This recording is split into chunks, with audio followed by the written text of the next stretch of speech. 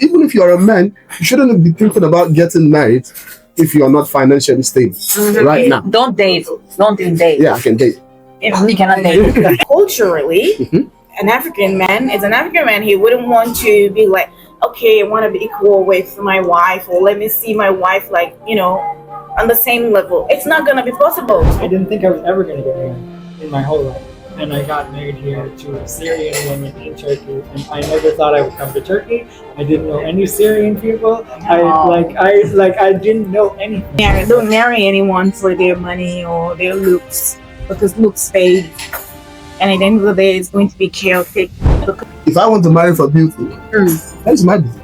If I see a Then beauty, okay, if I marry for money, it's my business. exactly. See how my country is generous for the cats. Generous for what? Who's paying? Men. Like, it doesn't make any sense, because that can just crumble in one day. And then where? We're back to square one, or we're just going to find another man that can sort that out. Divorce is fucked up. If you decide to divorce me, you don't get to cancel. Marriage is a team. And if you are on a team and you have your role and you play that role, and the other person has their role and you play that role. We need hard men. We need masculine men. No, you say we need hard men, but look at what feminism has done. Women divorce on flimsy issues. I'm not happy. I don't feel like myself anymore. Nobody's supposed to be happy, but we're supposed to take. What? No, come on, It's you're a just to teacher. see, like, Some kids, when you see their parents, they should not have a chart. Like, they should measure. You know that. Poor people shouldn't get divorced. Not faith. Happiness is overrated, but responsibilities are forever. Hello. Thank you for always tuning in to my podcast. I genuinely appreciate every bit of support. The likes, the shares, the comments, and the questions that you sent in. I really appreciate them. The goal of this podcast is simple: to share uncommon knowledge. So in every episode, we learn something new from different experiences and experts. I also record in different locations. For this episode, I filmed at 22 Restaurant in Jihangi. I went to them and they let me use their space. So in return, I gave them a quick 30 seconds cameo. Going forward, I'll be sharing locations where I record each episode. That way, you get to discover new places with me while we learn something new every time. We are almost at 2,000 subscribers. That is amazing. Thanks to everyone who has subscribed to my channel. If you're yet to do so, please subscribe. I promise to keep bringing in interesting guests so we can learn something new every episode. I hope you enjoy this one. See you around.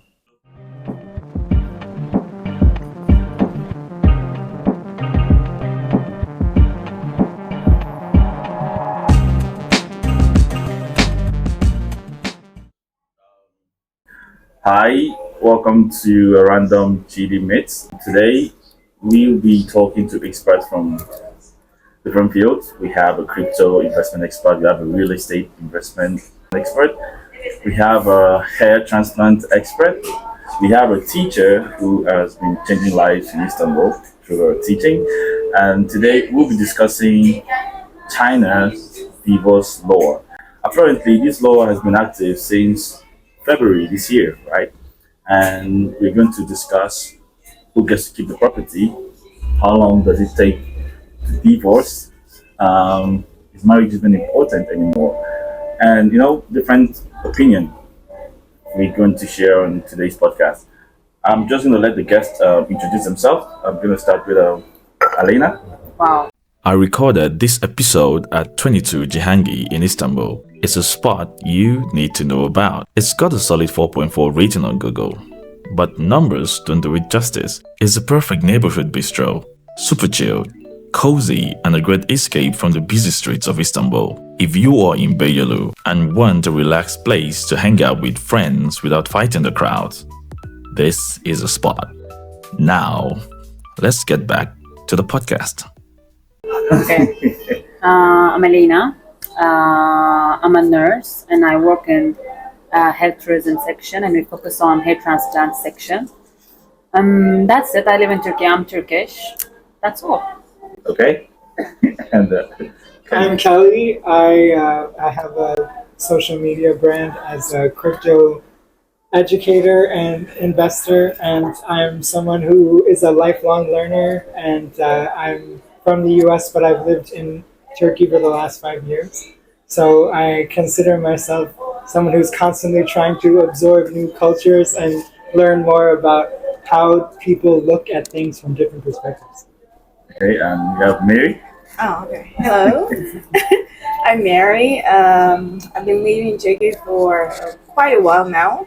I'm an English teacher. Teaching is my hobby. I love it. I mean, there are ups and downs in teaching, but overall, just knowing that I'm impacting in the little ones and seeing them through life is very important, and I love it. So, yeah, thank you. And we have Sam. Okay, I'm Sam. You guys probably met me from the last podcast, so I think I don't need any more introduction.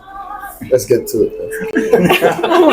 No, maybe that was in the last podcast. So Okay, so I am a real estate consultant for the past 5 years in Turkey. I sell houses, buy, rent, whatever you need in terms of real estate. And I've been living in Turkey for a while, so kind of guess I know the city. It's a beautiful. So, like I said, let's get to it. okay, so like I said earlier, we're discussing China's divorce law, right? So who gets to keep the house? Is it fair? For those who don't understand what I'm talking about, so China had enforced a law that stated that when a man and a woman in marriage gets to break up, that the woman isn't entitled to the property of the man anymore, right? Because whoever had gotten the property earlier keeps it. So unlike before where they would have to go to court and then do like a 50-50 split, irrespective of who purchased the property or not, now that has changed. So is that a fair thing? That's what we're going to be discussing today. So to start off, right? I'm just going to Not with answer me, a couple of questions. This time, not with me. So a one-liner, right? Everyone's going to have to answer that. Oh, So, a good marriage is A good marriage is a happy home where there's respect. Overall, there's love, abundance of love, by the way. Like when you have love, it shows even within and outside. Like people will just know that, oh, there's love in this house and there's respect and you grow. And a good marriage starts with a good communication. If you're able to communicate how you feel in your home and you're able to express yourself without being biased or using insultive words to communicate, I think that will go a long way. So, yeah, a good marriage just starts with the basic things that we do in our day-to-day life. It doesn't mean that it should change. Just the usual thing, you can serenade your woman. That's also good in a good way. Yeah. Well, however you want. I mean, to me, in my opinion, that's what a good marriage should be like. Like just the basic needs. Just happy, just basically a happy home. And a happy home starts with that. So yeah. okay, Sam. Good marriage. A good marriage is, to me, at least personally, both people understanding their responsibilities. Because a lot of marriages fail because people fail to communicate their responsibilities and what they expect from each other. So for me, a good marriage is two people understanding that this is what I have to do and this is what you have to do to keep this marriage working together to make sure that everything works. Love fades, happiness is overrated, but responsibilities are forever. So that is to me a good marriage. Once we understand each other and what we need to do to keep this marriage working, it's all right. Okay, Kelly. To me, it's all about trust.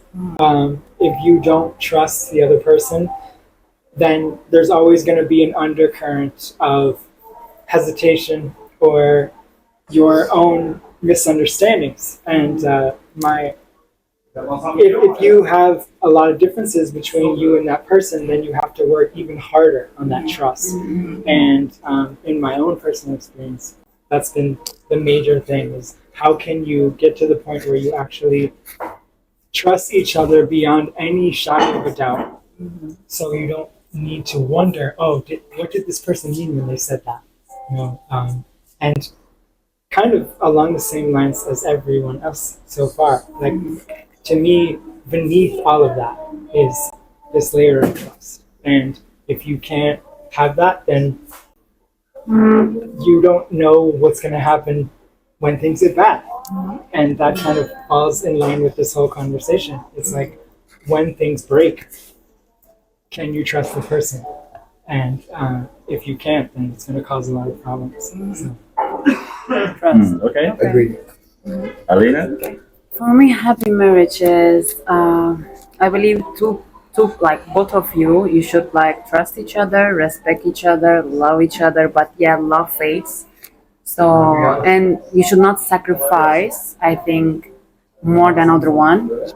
Should be equally, because I see some people, they sacrifice for their partner, then they feel regret after a while. So I believe at least the other one should appreciate that what I sacrifice, or you should sacrifice like equally. But they should grow each other. They have to understand each other. They really respect their culture, their language, their lifestyle, their safe zone, their space. I think it's really hard to find happy marriage and see these days, but this is how I would describe it, honestly. Okay.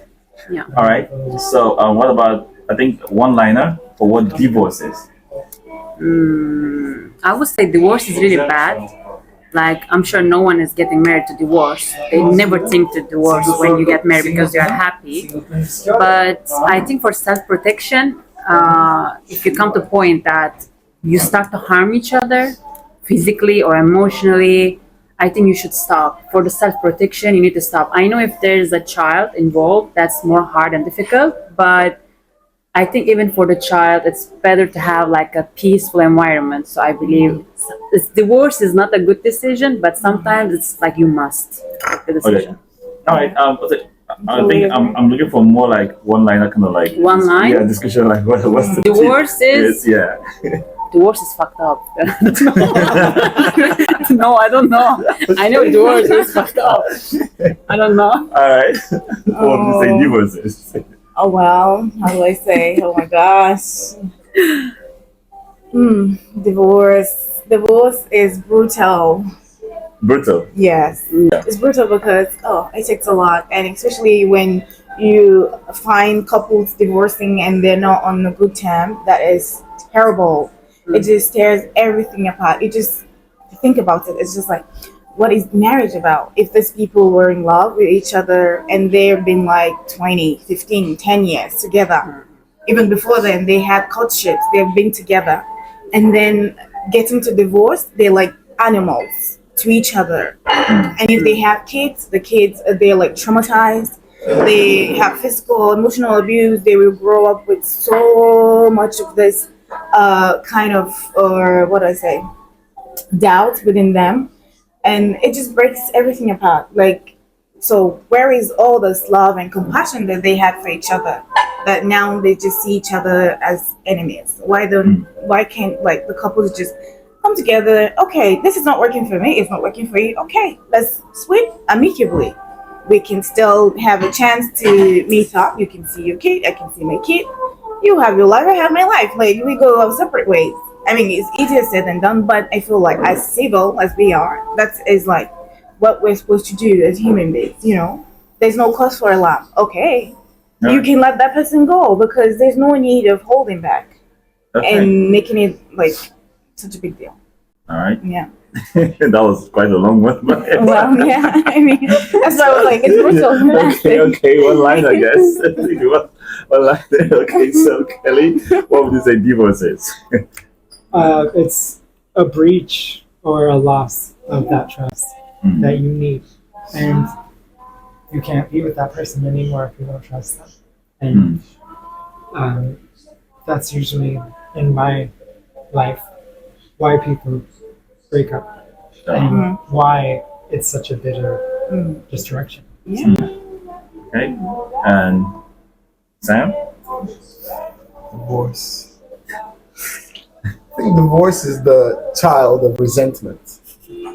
Mm. So when people start to resent each other for everything that they do and they don't do, that's when it causes divorce. Like, I can't do this, you can't do this anymore, I can't do this anymore. I resent you for that. I resent you for this. You shouldn't have done this way. Lack of communication. So yeah, divorce is messed up, but it starts with resentment of everything that that person is. Okay, so we'll get into the discussion, which is China's law. By the way, I thought it was recent, but when I did some reading, it's already been enacted since February this year, Wow. right? So under the law, it says that when couples break up, whoever paid for the assets keeps it. It doesn't matter if both parties have their names on the document. Whoever paid for it keeps it. So the question is that fair? Well, technically, yes, it's Okay. fair, I guess. Okay. I mean, because if you pay for it and it's in your name, then you get to keep it. I feel like actually it doesn't matter. It doesn't matter. Yeah. Okay, so But it's fair. I mean, it's fair. No, I'm a woman, but it's only fair. It's like it's only fair if my husband pays for the stuff and we break up and he decides to keep it. okay. Okay, and that's why like these days it's good for a woman to be a working class woman, whereby you make your money for yourself, you do stuff for yourself and for other people around you. Where in that case, you have your own thing to fall back to. Do you understand my point? So you're not relenting on whatever the man will give you or whatever you will benefit from that. And to marry is not like, okay, I want to marry because okay, when I divorce I'm gonna get this and this and that. No. If he gives you, fine. He might decide that okay, I don't need it, take it. Because you have my kids, take it, or you can keep it. Or we just leave it there, for example. So Yeah, okay. I mean, if you pay for it, you can keep it. My opinion. Okay. I think Alina Yeah, wants Okay, to I say want to something. talk. I want to talk. Yeah. I'm sweating here. So. Let's have it. I believe, okay, who pays, he owns, I get it, but while he is paying that, he's working, there's someone, which is a woman, there's working as a labor, which is unpaid labor, taking care of the children, cleaning the house, Definitely. cooking, mentally supporting the husband, and every successful man behind you will see a woman raising the children, taking care of the house, and it's just buying the house doesn't make the house a home. So I believe no, yeah, there's some, yeah, we can say there's marriage, like we know they marry for one side is marrying for financial Yeah. statement, the other one's marrying for beauty. I get that, but if there's a child, it's love marriage. No, I don't think it's a fair. No, it's not at all. No. Okay. Sam? I hate agreeing with Elena, but I have to. See, the thing is, we know the modern marriage has ruined everything, whereby people go into it for their own selfish inclinations. Like, Yeah. what I want, what can I get from this? Baby mama culture, all of those things. People knowing that this guy is rich, this is why I want to marry him, and stuff Yeah. like that. But if you have been with a woman before you became something, and while with her you become something, I genuinely believe that she deserves. Now, I'm not saying I don't want the law in my business. You understand? I don't want the law to be in my business because that means you're trying to control what I gain for myself, which that can be a problem. But I do genuinely believe that she deserves, if not half, a tangible amount of what I have. Why? Because she built it with me. It's a difference whereby maybe when I finish divorcing and I meet a young lady and I'm already where I am in life, I know why you're with me. So I'm in my rights not to give you shit. Yeah, But that's what I mean. Yeah. when Yeah, I it mean- comes to somebody that build, because it's very important to me that you build with me. So if you build with me, definitely I owe you. That's the way I think about this. I owe you that much. So I will make sure that you are safe, you are provided for. And if I have a child with you, even more, because now I have something that is with you. You understand? So that is my own argument for it. The Chinese law it rubs me the wrong way a bit, because they don't make it clear enough for us to understand what does she get. Because like Alena said, while some people shy away from responsibility, some women like, oh, I don't want to do this, I don't want. There are women that actually do the responsibility. You understand? And take care of the things and make sure that your home is running, make sure that you have food, you have clean clothes and all that stuff. And you have to acknowledge that this is labor in some way, because you could probably get somebody to pay for this and they would work for this and they get paid. So if you do not have to pay that person or find somebody to do that and you have somebody doing that, you owe them. And this is my philosophy about it. It's not just because I want some people to feel better or something. It's just, that's what it is. You owe somebody something. You owe them your life. You owe them your home. So that's all I have to say about it. Okay, Kelly? I saw that they have this concept of like contribution towards the relationship. So that is kind of where the vague statements are. It's like, and where the law is going to really have to parse itself out exactly like what counts as contribution. Does in household, like taking care of the household, taking care of the kids, does that contribute in financial terms? Like, what does that mean? Exactly. Towards the value of the assets. And so, like, I am in agreement. I think that whatever contribution you put towards the building of this home should be compensated. And the cultural differences in China is like most of the time the families come together, they give the money for the home. So there are rules also that say like if it's the man's family, then they should be entitled to that as well. But in cases of where the woman's taking care of the kids, then there's other considerations because they obviously take the priority in the home. So it's something that's, I'm sure, is going to be litigated like crazy to really make specific decisions on what exactly contributes as contribution to this home and how do you split that up in a financial sense. So yeah, it's tricky. It's a problem that's happening like everywhere, like what counts as contribution. But this is, I get it. It's like their way of trying to like set a specific law to then allow for the reactions to that to happen. So like we're already seeing women buy properties before they get into marriages as a response to that law. So maybe prenuptial agreements will also be something that people really understand and try to enact before they get into these situations.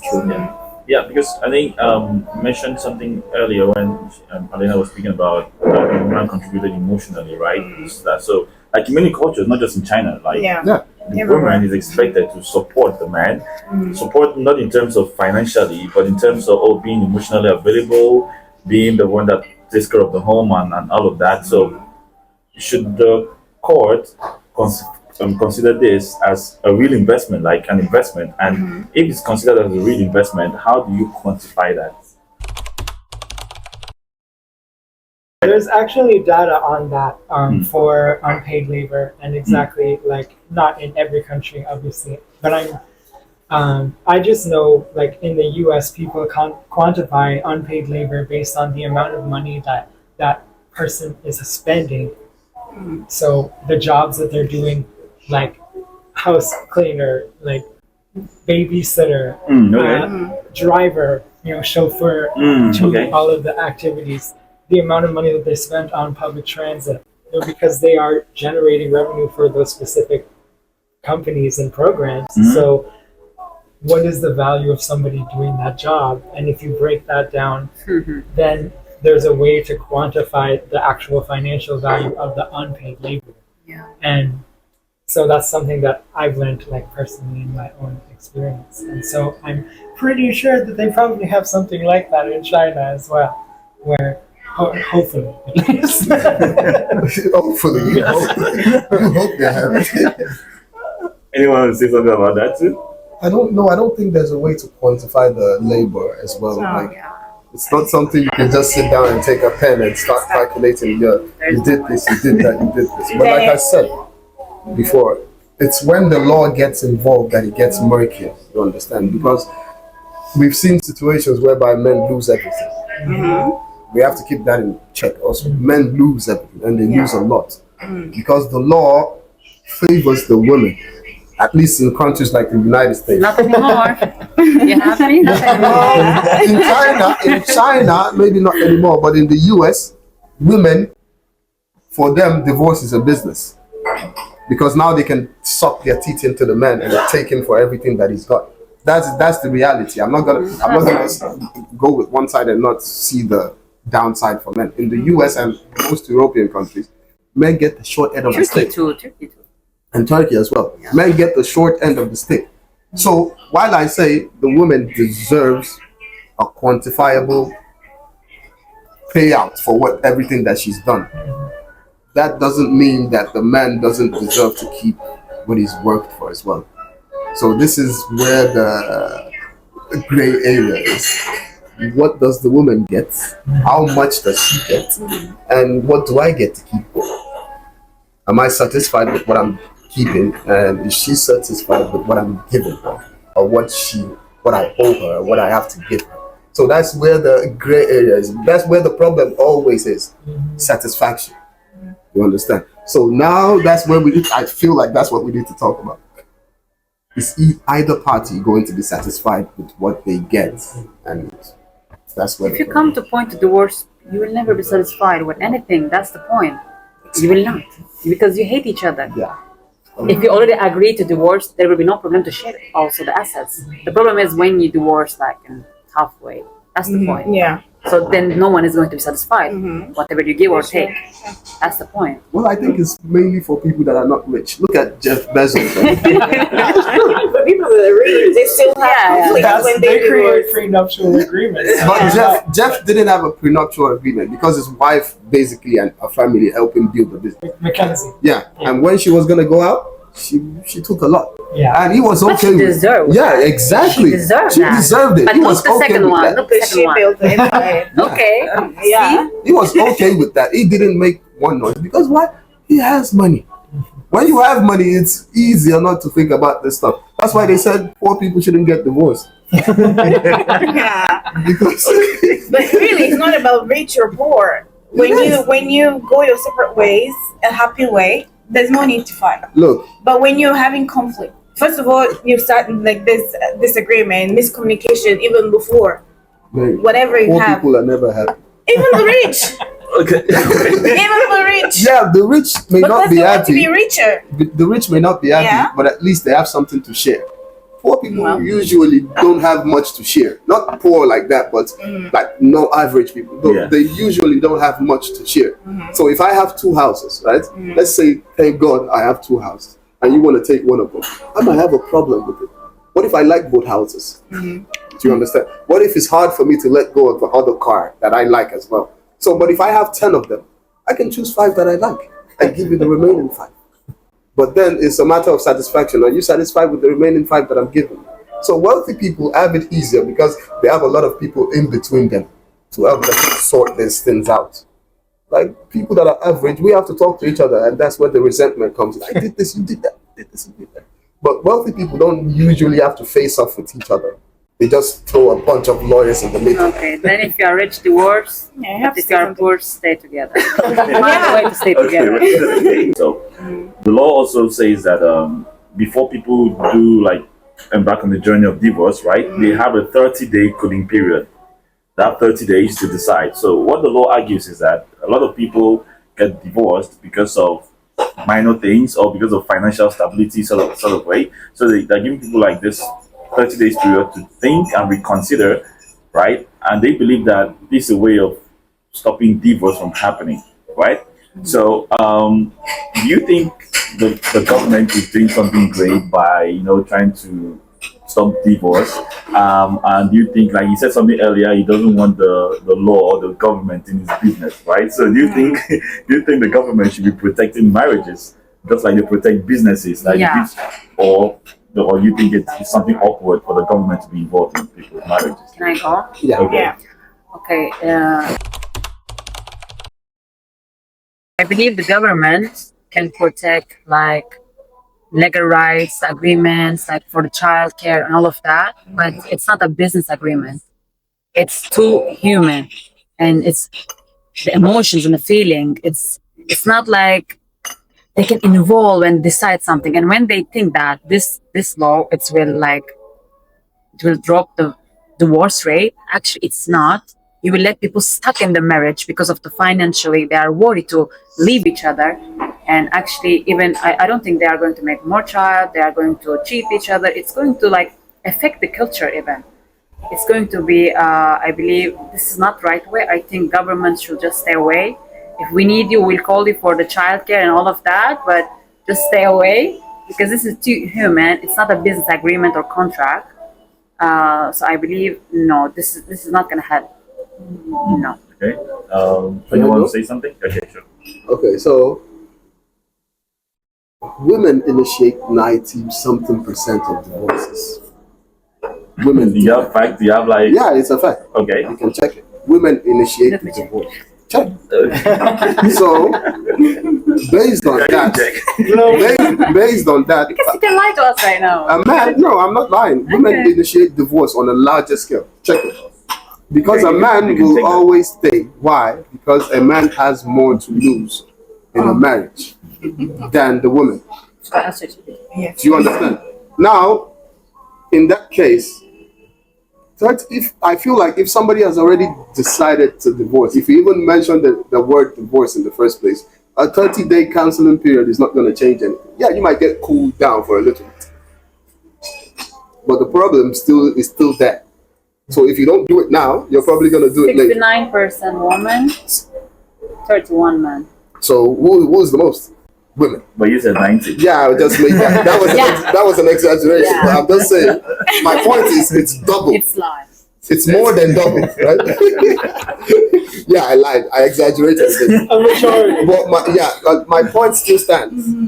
That is more than double. That's like 70% to 30%, please. So that is more than double the amount of men that wants to get out of marriage. And why do women do these things? Because you have to understand, people think, and people know, okay, well, if I do this and I decide to go this way, the law will probably be behind me. In places like China, where now the law is there, maybe the women might think twice before they say, I'm not happy. Do you understand? Because at the The government is treating us. end of the day, it's the divorce is mostly about, and forgive me for this, women divorce on flimsy issues. Like, I'm not happy. I don't feel like myself anymore. These are not real issues. Do you understand? These are not the issues. Financial stability is an issue. Do you understand? Not being able to stay together without being violent, that's an issue. But if you say, oh, I just feel like I don't feel like myself, I don't feel happy. Nobody's supposed to be happy. But we're supposed to relax in a way. Nobody's supposed to be happy all the time. Do you understand? Okay. Nobody's supposed to be happy all the time. But if you go and like break your whole family because you are feeling some kind of way, and that's why you can check it again. There's a case of regret after the divorce. Again, like, it wasn't much of a reason for me to ask for a divorce in the first place. These are things that are out there on the internet. So it's not about the fact that somebody wants to divorce, give them a 30-day period or not. If somebody has decided to divorce, it's only going to happen now or going to happen later. So what I feel like, yes, she's right. The government always makes laws that they know nothing about. We already know that one. The government murks things up more than they fix. So yeah, people can relax. Who knows? Maybe some people, maybe out of 1,000, like maybe one might get through with the counseling and it might work. But most of the time, it doesn't work. It's not going to work because once somebody says, I want to divorce, the underlying issues are still there. Even after the 30-day period, it's still going to be there. They're still going to start like, oh, this is why I said I wanted to divorce in the first place. And then we're back to stage one. So that's how I feel. I can speak from my own experience with my parents who they separated for a year when I was a kid, and they didn't really come to a decision until they came back together, and then they had some mix up and they couldn't find their court, and they ended up sitting down and talking, and they decided to not get divorced after like a whole year and a half of being separated. Oh, okay. So I see that that time apart was necessary for them to really make the decision, is this what we really want or not? And they ended up changing their minds, actually. Whether or not that was good for like the overall health of their relationship, It's to be debated. maybe, like possibly. I mean, I have a very different story than most people, but I do think that it's something that sounds sensible on paper. So, like as a government trying to enact laws and trying to force a population to behave in a certain way, then I can see why they made this law, because it does give people the ability to change their minds, even in a certain time frame, even if it's a small time Small frame. time. It does give them that ability. On the other side of that, if someone doesn't want it and there's like abuse happening in that, then they're kind of stuck in that mindset. They're stuck in that situation for a whole month. And if someone was maybe hiding the fact that they wanted to get separated, and then now all of a sudden they have to wait a month while the other person is like offended or literally like threatening them, then it's kind of dangerous. Yeah, it's a dangerous. So it's one of those things where like, it's hard for law to accommodate everyone.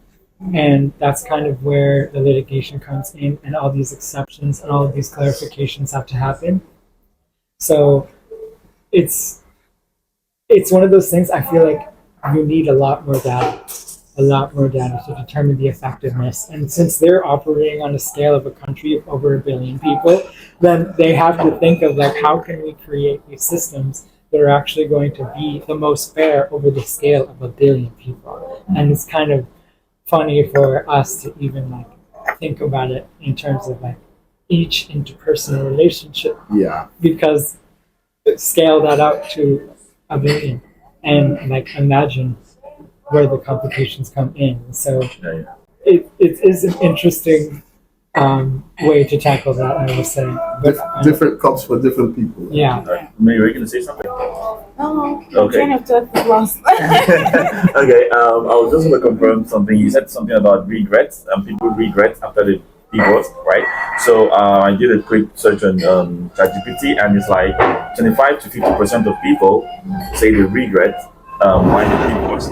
And for people who divorced and then said it was for fixable reasons, that reason goes up to 80%. 80% of people regret why they divorced, right? So that's quite some number. So I guess the 30-day grace period by China should be based on data. They know that people get to regret why they divorce, so they put that 30-day period. They're going to reconsider their decisions. Yeah, because it's flimsy issues, man. It's like at the end of the day, when you sit down and think about why you divorced, you realize, maybe I could have done this way. And maybe it could have changed some things, and maybe it could have fixed like a whole large swath of issues. And then you realize, I should have done it that way. But it's too late, because now on paper you're no longer together, and nobody wants to come together and like, I miss you, I should have done this, because now the ego is working. I already made this decision. I'm gonna go with this and die with this. You understand? So that's the case. I do wonder too, like how long does this process take to start and to finish? Because like the divorces in my life from my friends and my family, they take like a year at least to decide from start to finish how everything gets distributed and what exactly gets split. And it depends on the amount of like push and pull that both sides are gonna have. So like when the process starts, how long is it going to take, and can you stop it at any moment? Like that's what I don't know. Okay, you want to say something? No. Okay. All right. So if the government tries to make divorce harder, right? Do you think it's going to protect marriages or leave people trapped, right? Also, should it be easier to get into marriage, or should it be easier to get out of marriage? No, because it will trap people. People they will stuck in the marriage, or either they will not marry. Like I will decide not to marry because already, what's the benefit of marrying legally? I can live with my boyfriend together. Already when I broke up, I will not get anything. So at least I'm not entitled to him in any way. I can take my luggage and go anytime I want. So I believe this is like a trap. People will be stuck in marriage, or just women they will decide to not marry, or they will be definitely like agreements, like a prenup, or just this kind of things. Like will be easy to talk. Like normally you will not talk with your partner these things, but now you will talk. You will stand talk. So I believe no. Even I think the woman will think that I don't want to make child because one day you can leave me and I have to take care of the child and I'm not have any assets from you. So I don't want child. I don't want to do unpaid labor. I don't want to do this, do this. So honestly, I think the marriage will be exactly like a business. I give you, I take from you, and if you don't give me, I will not do anything. So I believe this is no, it's going to be trap. Okay, Mary? Yeah, I mean, I agree with her. It's no. I think they should give people like free will to make their decisions. Yeah. If the marriage is not working, you can go your separate ways. Like make your decision. And before then, I believe like they must have come to a conclusion that this marriage is not working for me or for the next person. So they should be given like the opportunity to make decisions for themselves and to go their separate ways. I mean, the law should not enforce them to like stay or it's like a must. You don't have a divorce, just keep going. No. Sometimes, like you said, there's abuse. There's a whole lot of emotional stuff going on there, and it's just too sad to like just stay there and embrace or like inhale all of this toxicness like at home. You know, yeah, it's terrible. So you just need some space to clear your mind, but then you're Sounds stuck. similar. Like you're just stuck with this person, and there's no escape. It's just like you can't. Like I feel like they should just not interfere with it. Just like you said, government should be out of that. Yeah. Yeah. Okay. But also, I have something to say. A marriage is not a business transaction. So when you say unpaid labor, it's as if you're working for an institution. I don't agree with that. Okay. No, when I mean unpaid labor, you're cooking, right? Wow, You can bring a chef. You are cleaning, right? You can bring a cleaner because you're ironing your man t-shirt in the morning. No, I don't do that. No, you have to do it. You are doing it. You are doing it. You are cooking. You are cleaning, raising the children. You are going to grocery shop. You are buying stuff for the house. You're doing many things. Which is this? If you are not going to share the assets in the end of the day, this you are labor for him. There's no love anymore. Because if you love the person, honestly, I don't think about the divorce. But when it comes that point, if you really love this person, I believe you will share like in fair way. Well, yeah. Yeah, okay, don't give like the half of everything, but you won't let her suffer because she will be sacrificing her career to take care of your children and take care of the house. Maybe she will leave her career, her school, everything, and she will work like 15 years you are married. The day you divorce with her, how's she gonna just go and work? Yeah. 15 years she was just cleaning and cooking.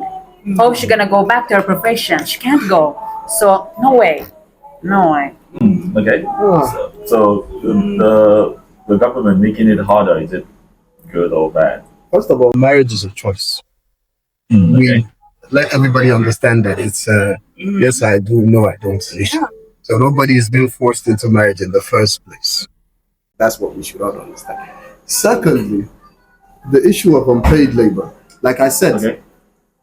in the first place, when you ask what is marriage, marriage is a sharing of responsibilities. Everybody should understand their responsibilities in a marriage. It's very important. You are the man, you provide, protect, blah, blah, blah. And the woman, she nurtures, takes care of the home, blah, blah, blah. So when it's time to actually break that social contract, because marriage is a social contract, whether you Okay. agree or not, that's what they define it as, a social contract. That's why the law is involved. You sign, I'm going to be with this person, I'm going to be with that person. Now, when it's time to break that social contract, like I said, everybody should understand their responsibility. If you have somebody, there are people who actually want to be housewives, not like she was talking about career, and I thought about something like, not everybody wants to have a career. There's the women that actually just want to be housewives. That's their dream. They want to be at home, take care of children, blah blah blah, and they want to take care of their man, make sure that they want to be like full home housewives, and which I think is a beautiful thing actually. And I do not. They don't think about it as unpaid labor. They think about it as nurturing my home, taking care of everything. Women like that deserve the world. You understand? Because you cannot. If you find somebody that wants to just be all about you and take care of you, don't take advantage of those kind of people. You understand? You make sure that they're protected and they're safe.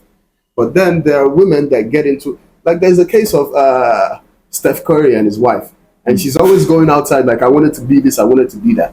Ma'am, nobody forced you into this marriage. You got into this marriage with your two eyes. So you can't go outside and be like, oh, I wanted to be this, I wanted to be that. You should have gone and be that.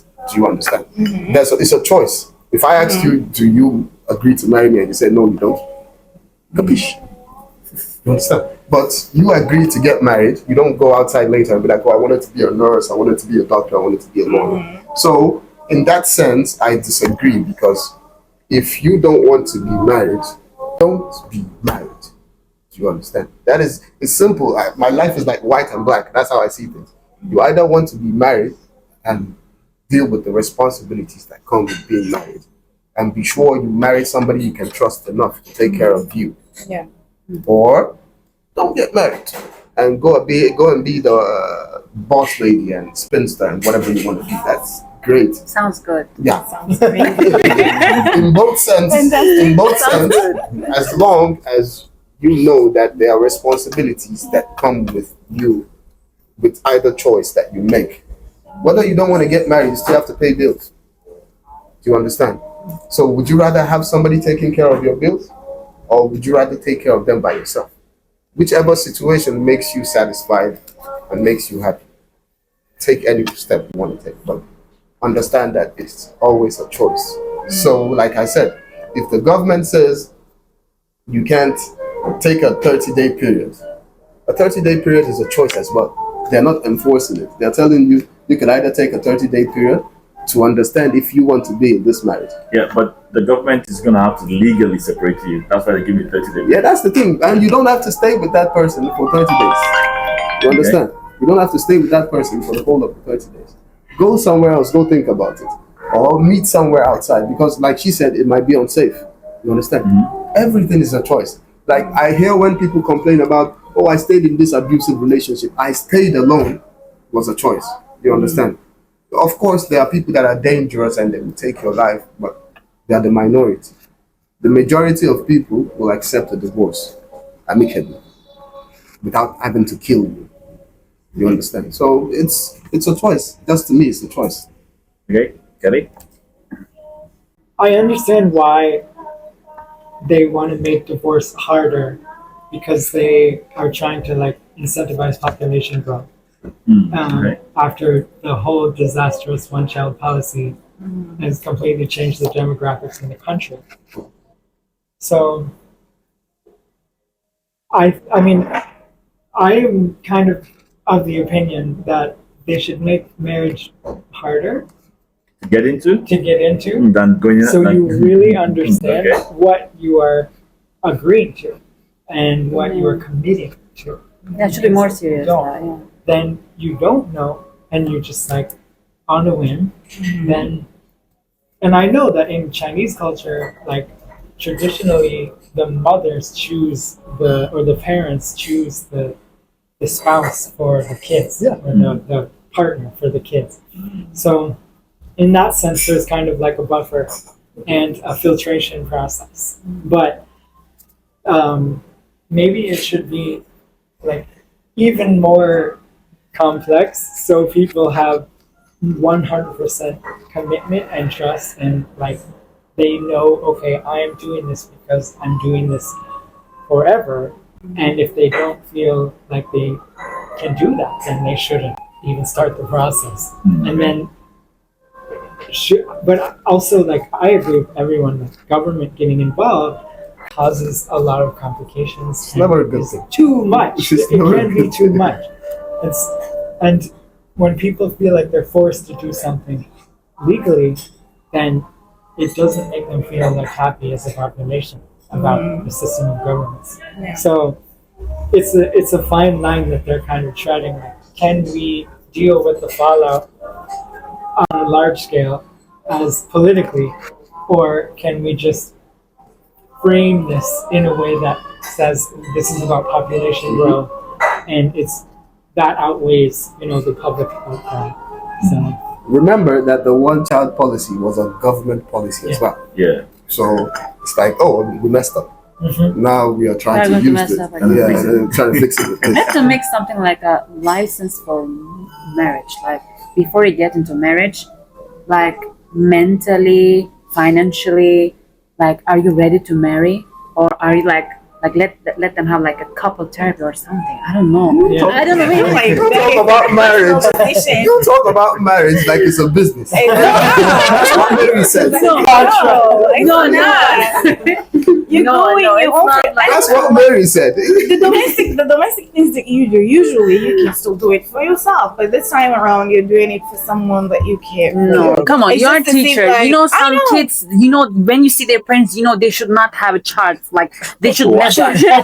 You know that. So they should have, like, a license for that, I too. cannot say anything about that. I feel like Do you child. think that far? I just feel like every person in the world, it's a necessity for them, and they needed that to be in their home. So okay, it's good. I mean, it's a blessing for I'm them. good. I'm So happy that I'm not teacher. Wow. But I mean, all in all, it's like the fact that it's not a transaction. It's like these things that I do for myself. I can take care of myself. I can do whatever for myself. If I can do it for myself, and I'm able to do it for the next person, I will do it because it's like a free will. I'm doing it at my own free will. It's not like, oh, I'm doing this. This should include that because I'm laboring for you. I'm not a laborer. I'm not here to work for you or work under you. And I'm supposed to be working. Like I have my job. I'm not dependent on you. Like I have my source of income. So that way, I'm not just totally on whatever my husband would bring. I'm there to support and give my advice, but also he will do the same for me. It's like vice versa. So at the end of the day, it's like a two-way street. So it goes south when it's like coming in one place. Like it's flowing from the other side, and then the other side doesn't get it. So it's just mixed up. So that's the only place that I'm not comfortable with. I'm not Okay. with that. So he mentioned something earlier. He said some women just want to be housewives; they don't want to work, right? So, so in a society, right, where women largely earn lesser than men, right? Women have more of the financial capacity than women, right? So, is it morally wrong for women to want to get married for financial stability reasons? It's definitely wrong. As we say before, because it's not like an agreement or financial agreement or business contract, you should not marry for money. I'm not gonna say that. Money. I mean, you should not marry for Not necessarily for money, but it's like economic for stability, safety. protection. Yeah, protection. I don't think so. That's the when like things get spicy because the other part knows you are leaning on them. They're gonna use you in the end, and I believe even globally, women still earn less than men.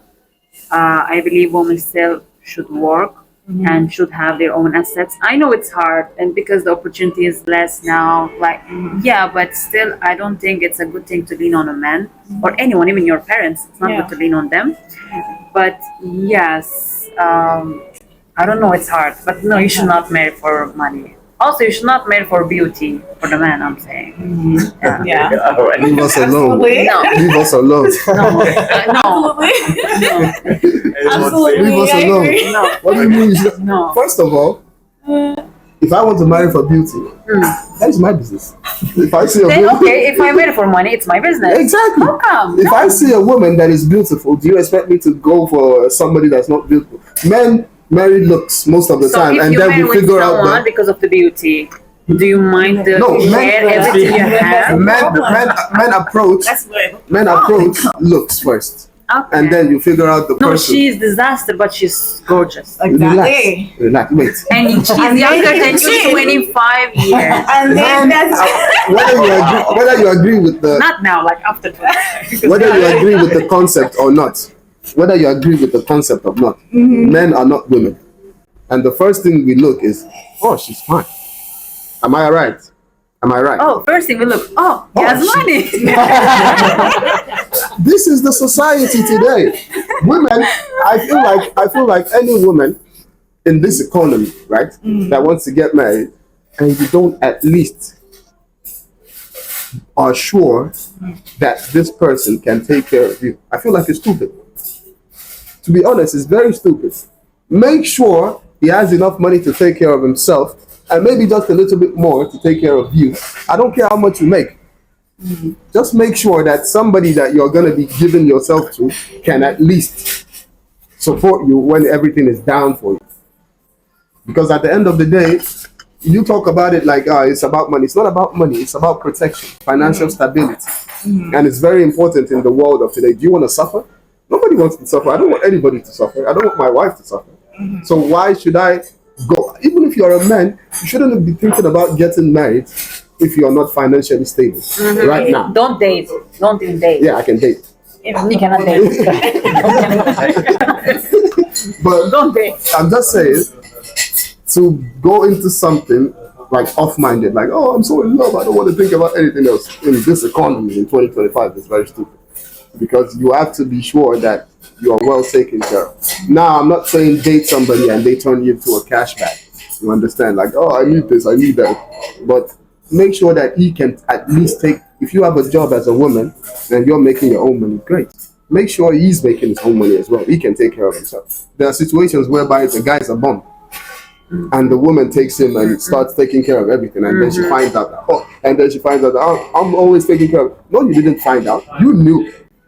But maybe something else was like, you were infatuated with something else and you're like, oh, yeah, I can take care of him. I can change him. You can't change a bum. If he was a bum before he met you and you decide to take care of him, it's going to be a bum. So it's like you want to change something that didn't feel the need to change for itself. And that's where we get all this resentment from. Like I said, oh, yeah, I've been taking care of him. I've been doing this for a long time. No, let him take care of himself. Make sure he's well dressed, looks good, can pay for his own dinner at least. Then if he's chivalrous enough, can pay for yours as well. Because I believe that men should pay for women's things. If I'm gonna take you out and like if I invite you out, at least I have to pay. So you're okay with women getting married for economic safety? Yeah. Get married for economic safety. Make sure at least you like the person as well too. That's very important. That is very important. Make sure we know gold diggers. They call them gold. There's a reason why they call them gold diggers, because they want to dig the gold. So they don't love you. They know what they're there for. But make sure that anybody that you even care about, you love, cling to love, make sure that they can take care of themselves and you. Because it's hard out there. I'm not gonna lie. It's very difficult out there. The economy is harsh. So be wise about it. Okay, Kelly? I can see both sides. It's women wouldn't want other women to be making decisions based on a fear.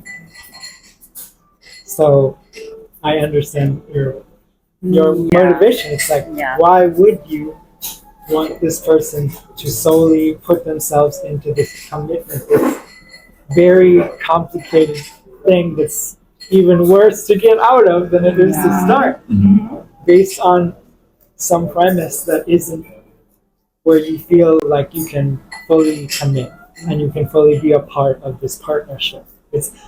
Marriage is a team. And if you are on a team and you have your role and you play that role and the other person has their role and they play that role. And if they're not clear about what the incentives are for why they got in the relationship and the marriage in the first place, then everything is going to kind of fall apart over time. And that person who solely got into it for protection's sake is going to lose it, actually.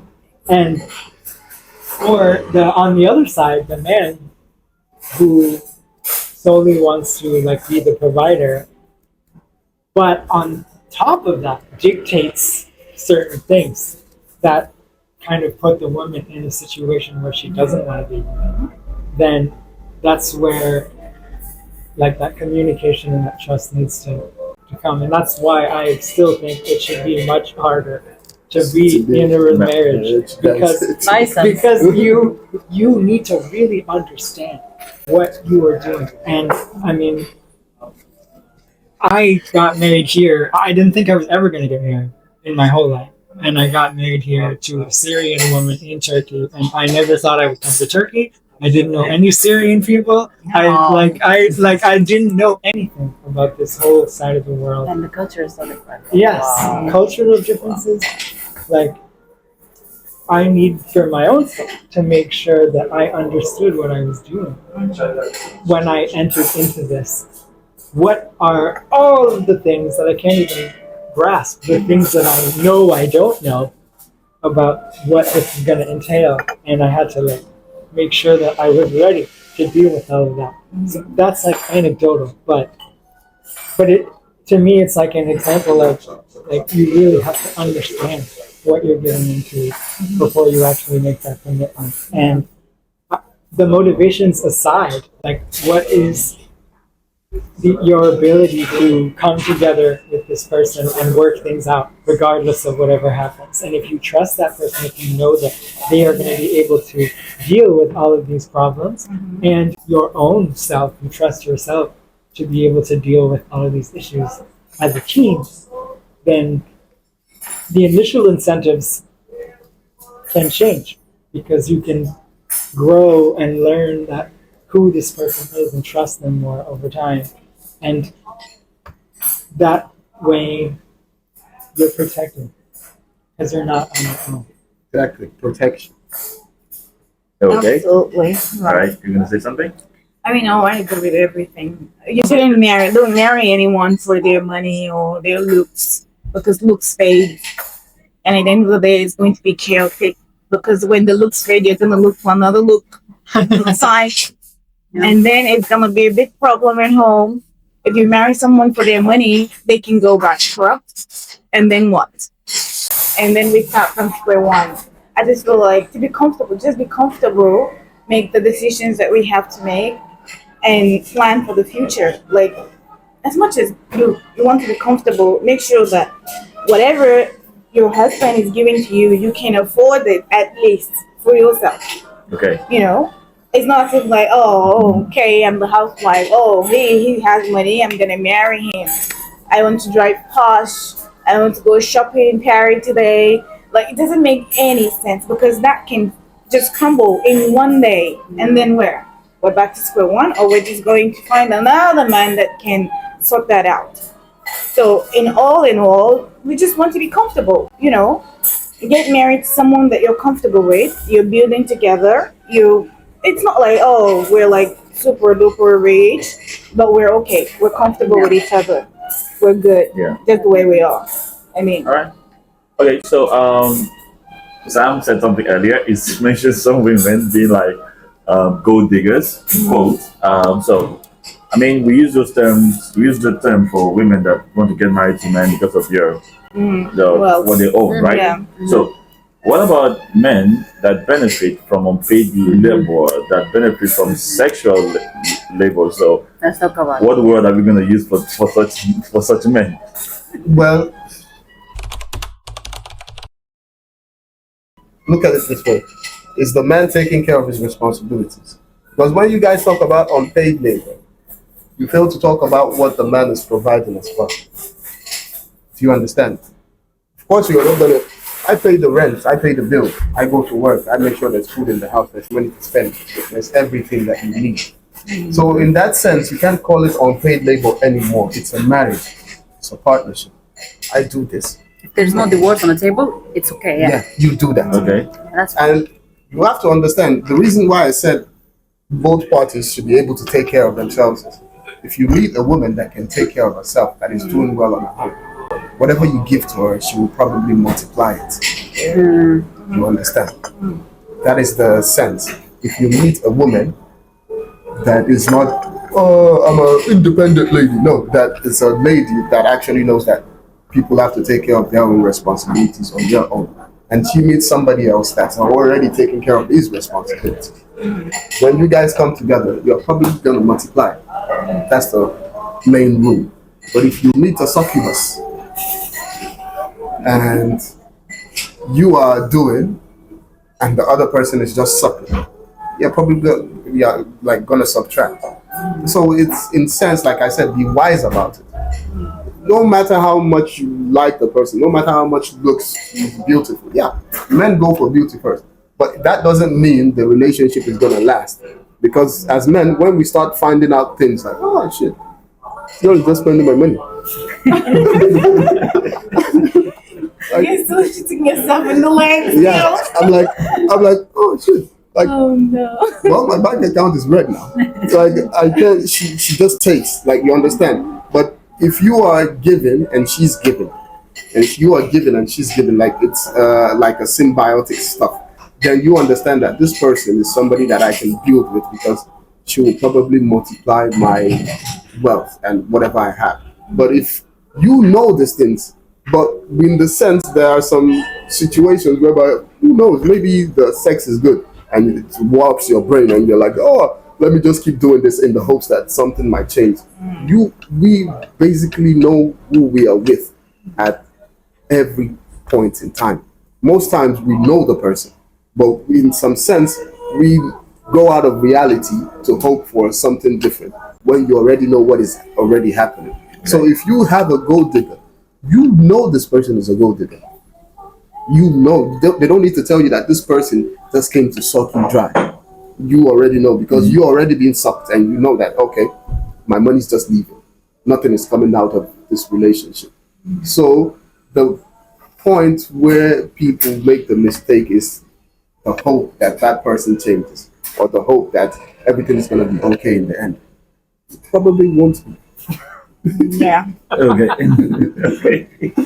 All right. So, anyone say something there? So, if we call women gold diggers for getting into marriage because they want to take something from a man, the man is also benefiting, like from sexual, pleasure, from home care. They always look cute when it comes to men. Whatever they do, society makes cute and sweet. So you cannot judge them, but like you cannot say, oh, okay, he's like abusing her for her beauty and using her. You don't say that. You say he has money. He has right to take wives or girls, anything you want. Even this is like an Arab culture. They have like you can take literally.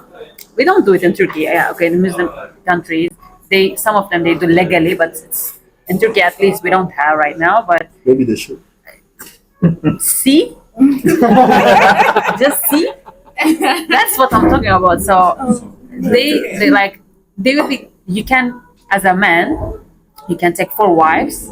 And you will be saying, I will take care of you equally because I have money, I have this. And you know, the families, they will not judge them. They will say, he has money, he can do it, he's a businessman, blah, blah, blah. But if women mention, I want to take another husband,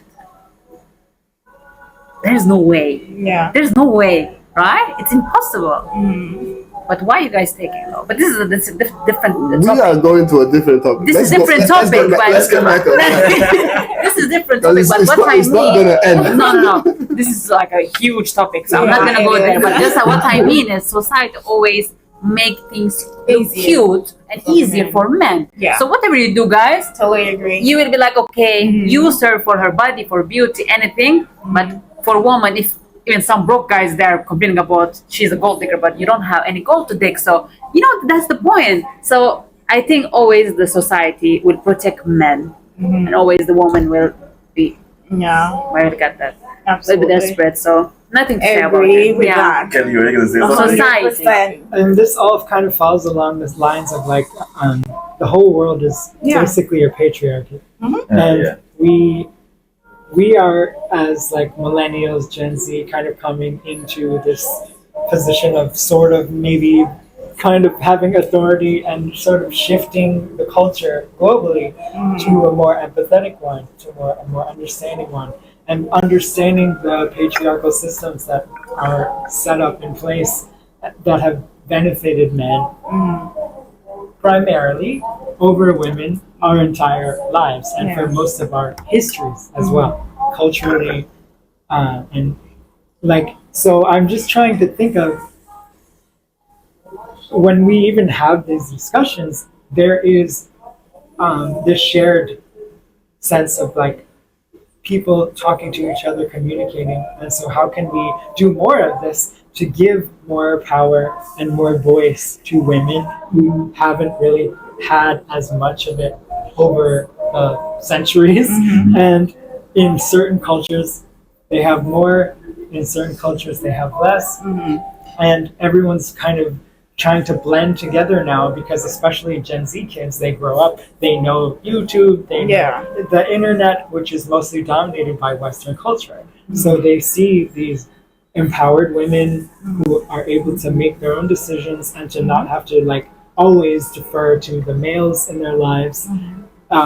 So there's kind of this whole generational understanding that we're coming to as a globe, how to empower women in the correct way and how to balance it without making people feel threatened. And of course, there are men who are feeling threatened right now. And so whenever I see a law like this that creates this discussion, it's just kind of an indicator of this blending of all the cultures, like this homogenization it's called, into this understanding of how can we empower women more and how can we make them feel heard, and whether like the validity of those opinions and feelings doesn't really matter. It's like how can we make sure that everyone feels heard and everyone feels empowered at the same time. So that's what, like, me personally, that's, I would rather have as many legal and cultural reinforcements of that empowerment as we can for our own sake in the future. Okay, so recently in Nigeria, there's been a trending topic about a very popular CEO of a payment company called Paystack. Yeah, so he got into some sort of altercation with some ladies, and there was like a leaked DMs on the internet of a married woman. She was married then, and she was speaking with another. They call themselves feminists, right? And she was like, the husband has no character. She didn't say he wasn't taking care of her. He said he had no character, he had no, no style, but she just been there with him. And the whole plan is get married for 6 years and then break up and then get financial stability. So in a world where that is becoming like a trend, so do you see it as a normal thing, like I mentioned earlier, that because men hold most of the assets, men hold most of the power in terms of financially, so is it a justification why women begin to think this way? Let me get married, stay for 2-3 years, endure whatever shit that's going on in his life, get the money, break up, and say cool. It's a response. That's plain gold digging. Call it what it is. It's plain gold digging.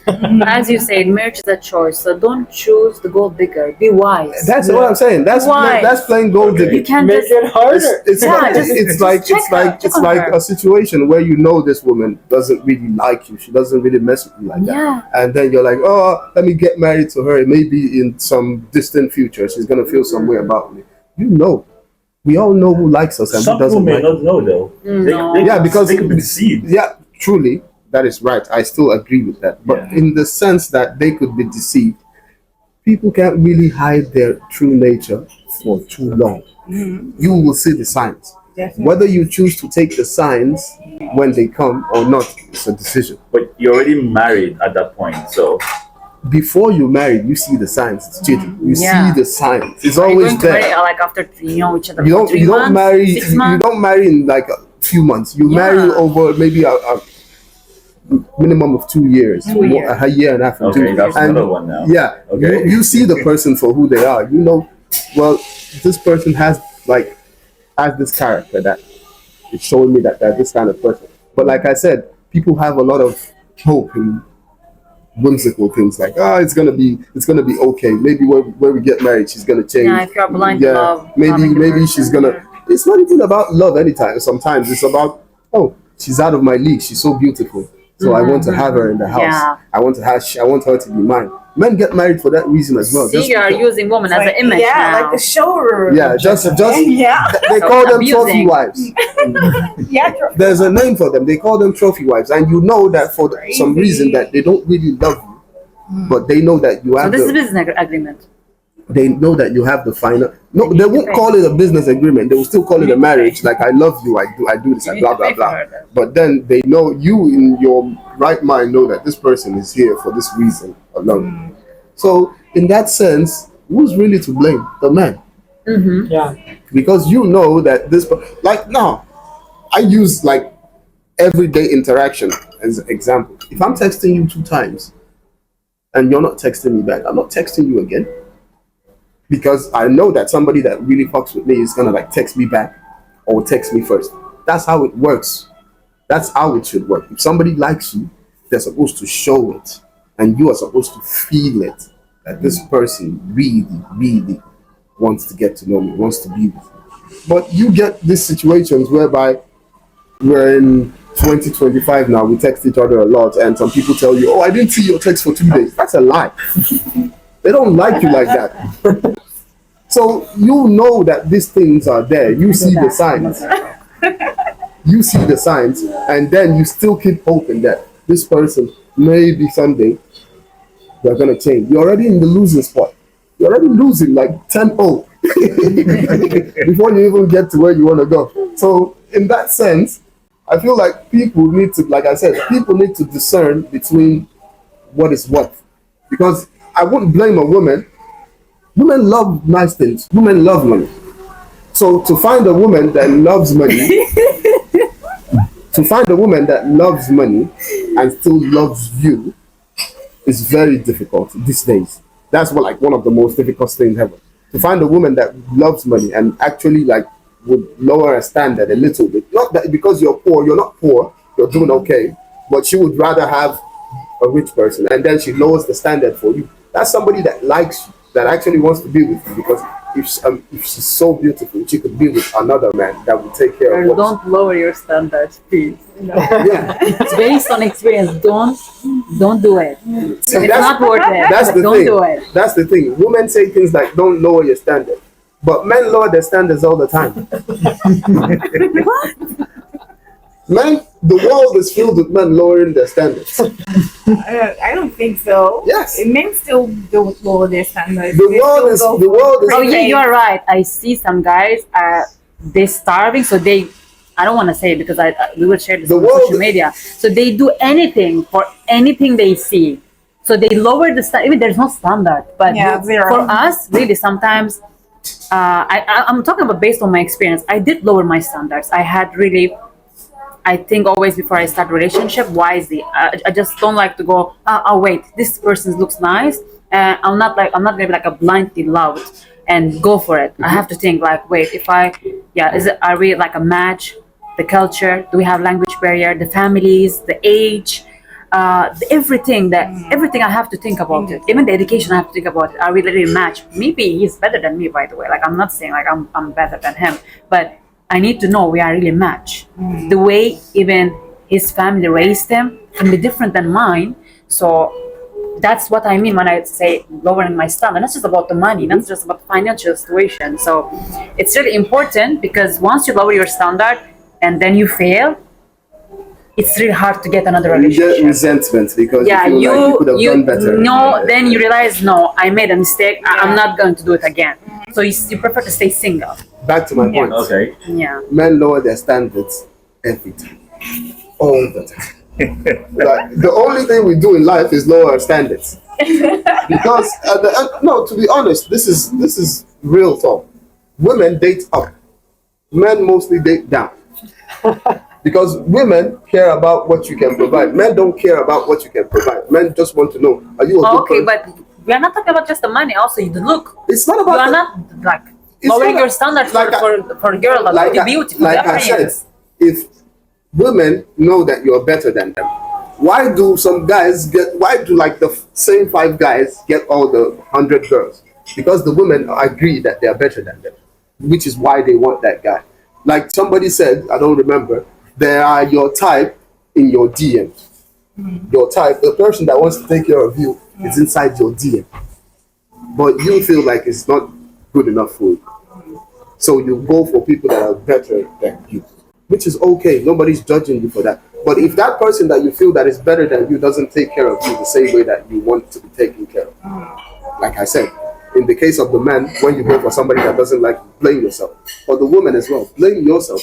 Because the person you're really looking for is in your DMs, ready to do anything. He might not be rich enough for what you're looking for. He might not be like good looking enough, but he wants to give you the things that you supposedly want. But then you look for somebody that is not really that interested in you, but you are interested in, and that's where the resentment comes from. Yeah, because we want to, like, we are searching for the perfection. Yeah. We want everything at the same Yeah, time. but who's perfect? No one. Nobody's perfect. I rest my I rest my Okay. All right.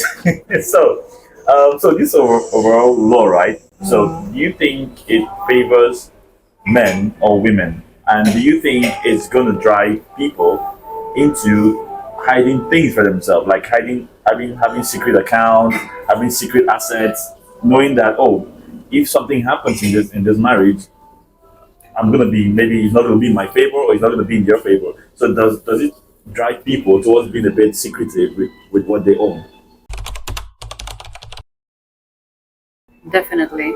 As a woman, I will save the money, not for the grocery. I will save for something else, and I'm not gonna tell my husband. Definitely, because I'm not working, and if I know the things, like I feel like things changing, I need to save something. I will sell the furniture at home, and I will do everything. And I will do everything. Like I will save up, and in this point, I will sell it. I don't know. I will rent, like when you go for like a business trip, I will rent like Airbnb, my house. I don't know. I would find many things to make money. So honestly, yeah, that's what I think. I'll let you go first. I will do it. I feel like it's gonna make the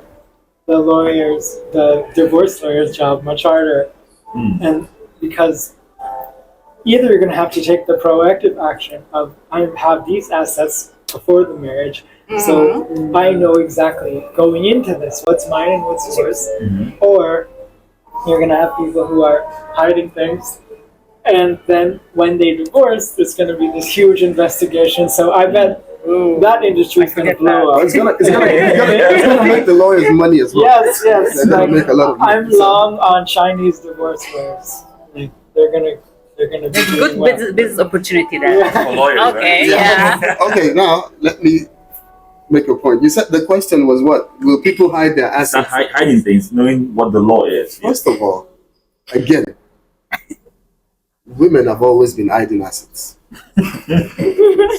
I'm serious. These are things that are true, even from the country where I come from.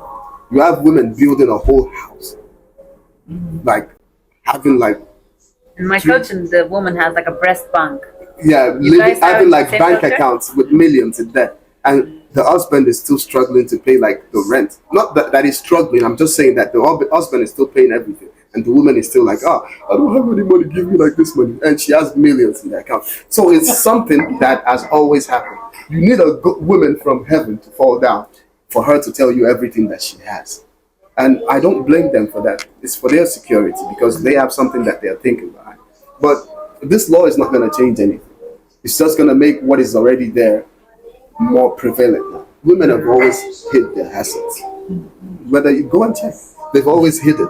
Like houses, they buy stocks, they buy things out of their husbands in their own name, in secret, because they want to be protected themselves. Now, a woman who doesn't do that is a woman that is stupid.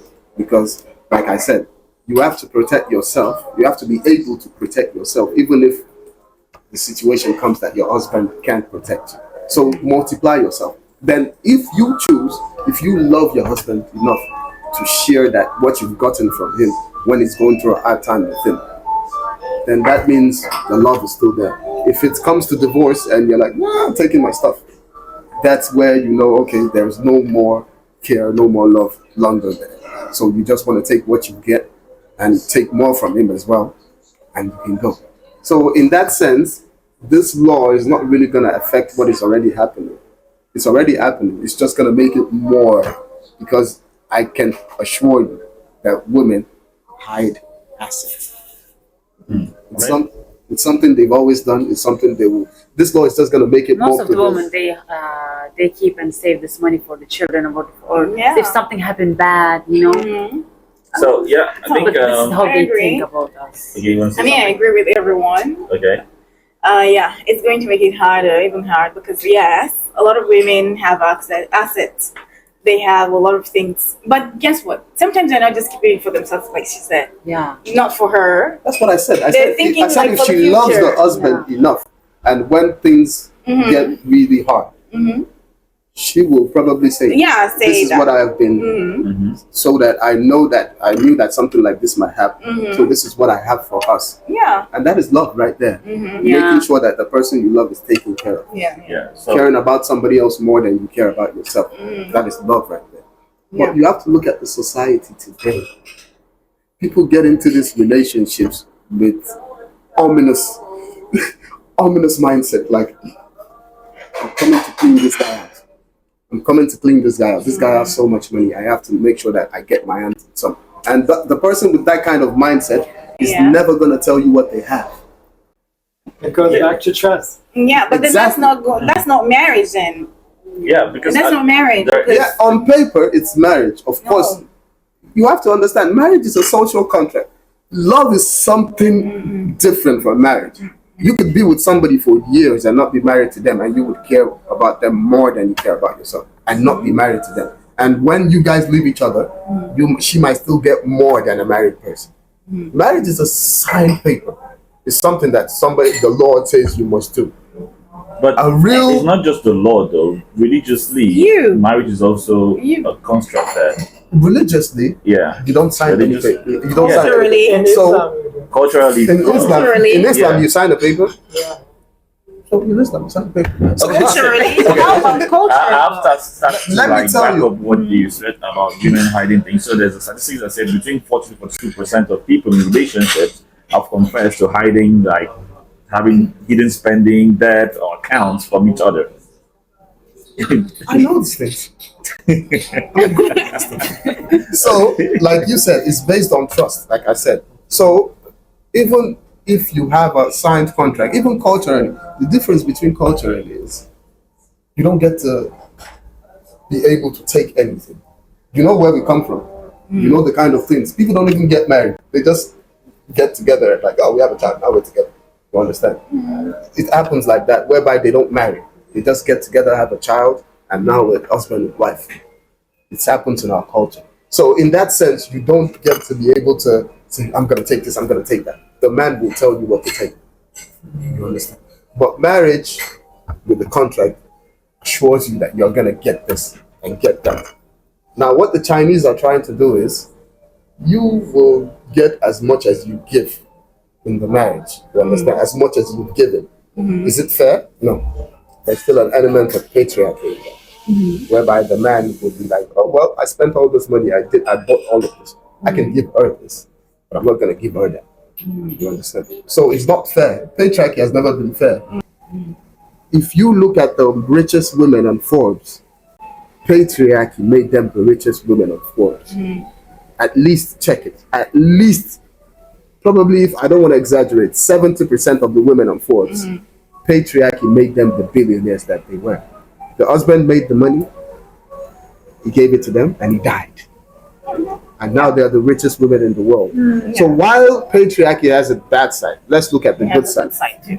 Everything has a bad and a good side. Yes, if you don't have money and you try to force people into your own ideology of marriage, yeah, that might be a problem. But if you're a wealthy person and you know that you have things to protect, I will protect the things that I have to protect for the future of you and my children. You understand? This is what is important to me. So yeah, if I said I don't want something or in a certain way, and I have the financial backing to be able to make that decree, I will do it. Because at the end of the day, you're going to enjoy the money. I'm probably going to die early. And you are the one that is going to enjoy everything. Look at the Watsons, Mars and everything. Their father left billions. Now all the children are rich. All of them are billions. So patriarchy, in a way, worked in that when because it's about timing, you understand. During those times, that was what they needed. During our time now, this is what we need. We need to find a way, a symmetry, to maybe kill the patriarchy a little bit and come up with some empathy. Like, let's take care of some things that patriarchy didn't do well. You understand? But in that sense, at the end of the day, every time for every ideal, you understand? During the 90s, they needed patriarchy because they needed hard men. Now the world is soft. We don't need hard men. Maybe we need hard men right now. We need hard men. We need masculine men. No, you say we need hard men, but look at what feminism has done. Because you guys talk about feminism as if it's like the savior of anything, but what they just did was weaponize feminism and made it into this monster that is not. Feminism is about women having, if it's not going to be equal, it's going to take a long time before it's equal, but at least having equal footing in society, being able to get the same jobs, get the same money. But now it's been weaponized into a hatred campaign. Like, we hate everything men I'm do. agree with that. We hate everything men do. So there's no constructive conversation around feminism. It's either you take this way or the highway. That's like thinking of it as a zero sum where one has to be subtracted from another to give that power. But I don't agree with that mindset. I think there's an abundance of, like, you can empower one sector of the population without disempowering another one. But you have to create the incentives, the proper incentives. If the structure there incentivizes one group of people over another, then that's always the power is always gonna flow that way. But if we create different structures in our society and our cultures to empower other people, then that will actually be enforceable. And it won't come down to like personal decisions. It'll be like, this is the flow of society. And it comes down to us as, like, I say this as a white, hetero, Western dude who is like sociologically at the top of the power structure of the world. But something that I learned in sociology was that in order to empower other people from other sectors, you have to be the people from the top pulling them up. So as men, we have to be pulling up the women too. But it doesn't come at a cost to us. Yeah. It can just be us trying to raise everybody to the same level instead of supporting those systems that keep the power suppressed from the women. Okay. Yeah, totally agree. I agree with what he's saying, but you have to understand that that is your way. The world doesn't work like that. I'm a realist. The world doesn't work like that. But I mean, if you are at the top level, right, and someone is below you, the only way they get there is if you help them get there. Yeah, right. I agree. So that's basically what he's saying. I agree with him. But because, the world, if you don't give them the chance to get there, it's going to be hard for them to actually level up to you. The world is a cutthroat place. I agree with his ideal. I agree that men should help women up. But the world is a cutthroat place because if it wasn't, he's a white heterosexual male. Are we going there? Yeah. He's a white heterosexual male who is, like he said, and I agree, at the top of the food chain. Okay. Look at the African countries. Look at where we are. Look at how much they try to keep us where we are. That is the reality of the world. And that is the reality between men and women. Women want more. While some parts of the men might want to give them more, there are parts of the men that think if we give them too much, they might trample over us. Yeah, that's insecurity. Exactly. That's Right. very insecure. Okay. So when you mention Africa, for example, right? When you mention that, you're talking about, in that case, it will be more of cultural, because culturally, an African man is an African man. He wouldn't want to be like, okay, I want to be equal with my wife, or let me see my wife like, on the same level. It's not gonna be possible. It's not possible. Because you're always gonna be underneath here, while the man is like somewhere here, and they will not listen to you. So it's about cultural instead. And even if you impose that or try to talk to the man and be like, okay, I want us to see like an idea eye to eye and let's see how it goes. And I mean, no, it's not gonna be possible because they're not on that same level. Yeah. Okay. And they've gone farther than us on that level because their women have been able to, and it wasn't easy because they had the suffrage, or what do they call it? It wasn't easy for them to get to that level as well. They had to like prove themselves to that level. So our women haven't done that. Well, okay, moving on. So we've spoken about the Chinese law, right? So if this law were to be imposed, I mean, you're from Nigeria, you're from Nigerian, you're from Turkey, you're from the US. So if this law were to be imposed in your countries, what part would you keep? What part would you throw away? The part of the law where I would keep is the part where I don't think I would keep any part of the law, to be honest, because it doesn't work for me. Like I said from the beginning, I stand on what I said. I will give her what I feel, or we will both talk about it, and we will come to an agreement where I feel like, oh, if you started with me, started from the bottom, now we're here. That's the thing. You understand? So if you started with me, I will make sure that you're taken care of. That is it would make my soul, I'm not doing it for you, actually, I'm doing it for me. It would make my soul at peace to understand and to know that you're taken care of. So whatever you do with your life, I might not like you, but I need to please my inner monarch. You understand? My soul. And my soul will tell me you owe her. You understand? So I wouldn't really keep any part of that law because it doesn't apply to me culturally. Culturally, where we're from, when the man dies, the woman takes everything. That's what happens. Not really, because the family wants to, but you understand from the beginning that the man only happens when the man, and where we're from, will just became a good, like a prevalent thing, like writing will. We don't normally write wills. So that's where the family feels like they can come in.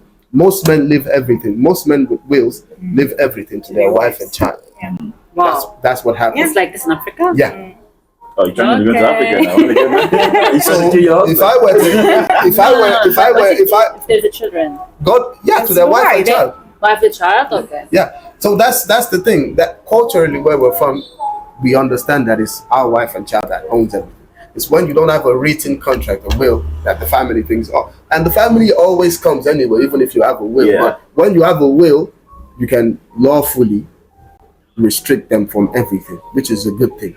But in the other end, like you said, cultures are different. So for the Chinese, the way they get married is like they pool their resources together. In Africa, the man actually has to work for most things that he gets, so he gets to make the decisions. In Chinese, I don't know how much they do it, but I understand that they pool resources together from relatives and everything. So even from the wife's relatives and everything. So it's a different concept for them. Okay. So Kelly? What would I keep if this was enacted in the US?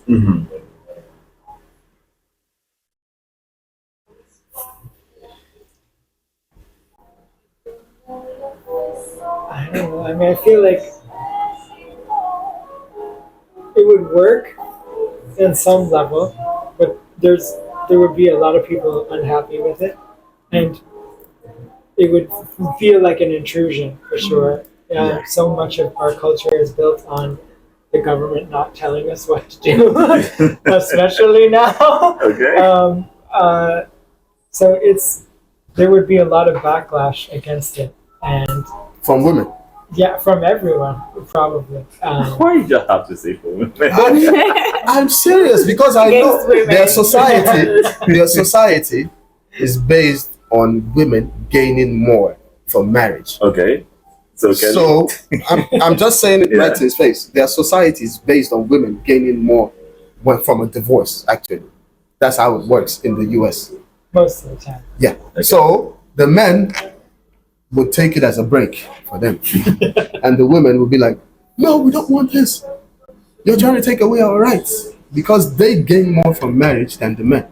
They get the house, If you have a single house, they probably get that house. They probably get that car. They get the kids as well. You have to actually fight for your own kids for visitation. Okay. Am I lying? It depends. It depends, but yeah, Every situation is different. it's different. But in most cases, that's what basically happens. If the woman says, "I don't want you to see the kid," you have to fight for visitation rights, blah blah blah. And if you've been basically absent working, it might not go in your favor because they'll be like, "Oh, you were not there anyway from the beginning." So the men will take it as a break, like, okay, some things are coming our way. That's why I said the cultures are different. For us, it wouldn't be a problem. Like, I'm gonna die anyway. You're gonna take everything anyway. Just wait till I die. Relax. Welcome to make it faster. I'll make it faster. I I'll can do say something I don't to think it would be popular. Okay, it will be popular in the It US. wouldn't. It wouldn't. Okay. What about in Turkey? I love my country, and I know we don't need this shit. And even there was a news. I don't know if you guys heard. There's a couple. They were married for a long time, and they had a cat. They divorced. Yeah, I know. And the court, like a child sport, give a cat sport. Like every 3 Child months, support. I mean, cat support. cat Yeah, sport. Yeah, I think I saw that. Every 3 months, he should pay $300. Yeah, the guy's paying $300 for cat support. So imagine my country is amazing. So hell no, I don't want China law. They can keep it for themselves. We don't this need is, that. This is the problem. We Women don't get a need lot in that. Turkey. See how my country is generous for the cats. Generous for what? Who's paying? Men, The man pays for the yeah. I'm What paying about you, $300. Mary? She doesn't even spend $300 on the cat. Every Uh, 3 I know that. I but wouldn't you want, I wouldn't want that to happen. But in a nutshell, whatever it is, if you have a divorce, and if the person has a property before the marriage whatsoever, and is in that person's name, the person can keep it. If you build together and you're able to establish that Don't burn property the house. together, Yeah. then you can share that. In my opinion, Okay. yeah, that's it All right. for me. So those that are married already, people about to get married, right? What advice do you have for them? I would say make sure that you know what you want. Because if you don't know what you want, then you're just going to be choosing at random. And someone who maybe has some of the qualities that you want, but there are other things that are very important, like what kind of a person do you want this partner to be? How do they treat you? How can you trust them? Can you rely on them? If there are cultural differences, what are you going to sacrifice from your own ego to allow for the understanding that is required for this to work? Okay. Because you can't go into a partnership thinking that you know everything, and you can't enter into this marriage if you already have your ideas of what it's going to be, and those aren't flexible. So you have to have flexibility, you have to have humility, you have to have the ability to be able to adjust to things that you maybe have no idea about, because it's different when you live with a girlfriend versus when you live with your wife. And that mindset of I can just separate at any time and we can go our separate ways and things are fine. But That's a lot. like something, it's different for me. Like if I was to marry like an American person, it would be very different than the person that I married, because I had to consider a million things that I didn't even understand fully. So I had to be willing to look at those things, to gauge them, to understand the weight of like, what does it mean to have her family like accept me and like approve of me? How much more does that matter, you know? So I think people really need to look at the larger context of everything that they're trying to involve themselves with, sort of see if they can trust this person and they will still care about them years from now. And if the answer is yes, then they should do it. And if it's not, at any point in time, don't do it. Okay. All right. Sam? Don't do it. Don't do it. Just don't do it. That's the answer. Wow. Okay. No comment. No, okay. I'm not married. I will say something. Okay. I'm not married, so Because I will think So, how yeah, how I see the I marriage. get what Like you if I mean, so- consider to marry what I'm looking for, so I will think the same Yeah, what way. you're And looking for, yeah, I think the first thing, you need to love enough to accept all the imperfections that the person has. Because one day you will wake up, you will hate his smell. You will be snoring. Yeah. Some days you will feel lazy to cook. He will be nagging, So there's so many things you need to see, accept, and understand. So when things goes wrong, or like some days you will see like he's not smiling, and sometimes as a woman, I don't want to smile to anyone. You should understand each other and empathize everything and be flexible.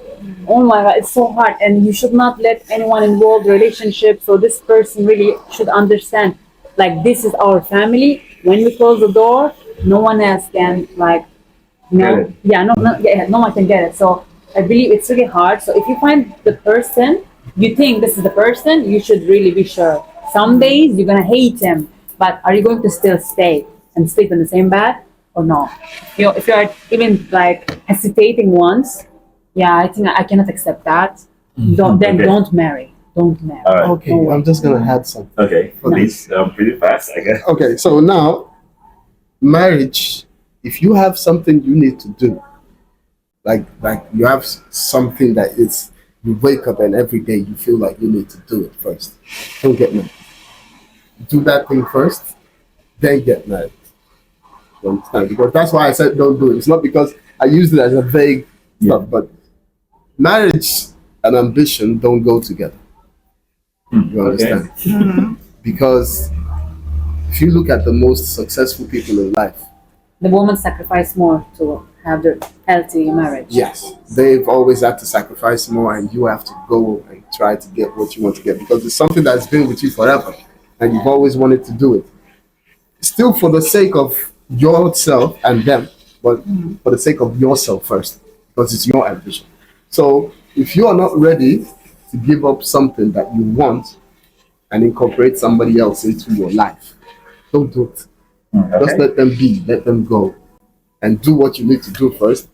And when you feel like you can breathe, and that thing has, because it's never gonna be like, it's never gonna be easy because you have that thing constantly in your head all the time. But I need to be this, I need to do this, and then somebody is like, oh, you're not giving me attention, you're not taking care of me, blah blah blah, and you are trying your best in both senses. You feel like you're trying your best. So it's going to be a little bit problematic. So if you're not really, really, really, really ready to incorporate somebody into your ambition, into everything that you want to achieve in life, don't do it because everybody's just going to suffer. So that's And I want to add one more thing. If you want to marry, you find a person, I think you should sit and talk many things about the money management. Do you want child? How many child you want? When you want it? The language you want to speak at home with the kids, the religion, or what you want to teach to these kids. Contract now. No, it's not a contract. one It's thing really you should have found out It's really important, about God. Elena is that marriage is a contract. It's not. That's the only thing it's you really need to know. important. It's really important. Like where you're gonna live, and it's. I believe this thing's very important, so you can know what is the expectation, and if you can, Deal with those. exactly. So I believe this is really important because I see some people, they marry because they love, but the man wants child, she say I don't want it, so then they start to fight and see this is they want to divorce for really stupid reason, like they could ask each other, like they could make it clear everything. See, it's like, so you can prevent this kind of marriage. So I believe we need to talk. All right, so I'm just going to go into a session. It's a quick answer question. So keep or reject, okay? Based on the Chinese law and generally. So number one is the cooling off period of 30 days. Keep or reject? Mary? Reject. Yes. Keep. Keep? Yeah, I'm gonna give chance. Kelly? Can you keep it and extend it? Keep and extend it. Yeah, even extended. Oh, okay. Extended. All right. Extension is good. 30 days not for me, but extension is Yeah, good. 3 I months. yeah, maybe 6 months. 6 Yeah. months. 6 months at best. All right. So whoever pay owns. Keep or reject. Reject. Reject. Okay. I'm gonna say reject with conditions because it's so you have to be so specific. Yeah, What counts as contribution? What doesn't? Yeah. Okay. Sam. Same. Same. Which? Same. What he said? Sorry, China. Reject. Why are we trying to be on the fence here? We're trying to be on the fence here. We're trying to be keep or reject. Okay. I think reject. Reject. Okay. I reject it because no, it doesn't sit well with me. That's all. I reject it. Okay. Mary. Girl, come on. Girl, come on. Okay. I will reject you. You rejected. I thought you had a different opinion there. I mean, Because in the I do. beginning it's Yeah, not like okay. that. I mean, I do. was watching Actually, her. I do. I still do. So you're gonna keep it? You keep. Except. Yeah, you keep it. Oh, okay. keep. All right. Okay. We Okay. lost one of us. One Keep, spouse. please. One spouse can decide to cancel the divorce. Yes, keep or reject. Reject. No. Reject. Yeah. Okay, Kelly. Like it doesn't have to be an agreement. It can be Yeah, one can decide to cancel the divorce. to cancel. Yeah, Oh, reject. reject. This is not fair. One side. What do you mean? One spouse can decide to cancel the divorce. I reject that. If you decide to divorce me, that's all. Okay, you reject it. Yeah, I reject it. If you decide to divorce me, you don't get to cancel. Okay, American. Reject you. Reject. I should be able to make decisions for myself. You can't change your mind.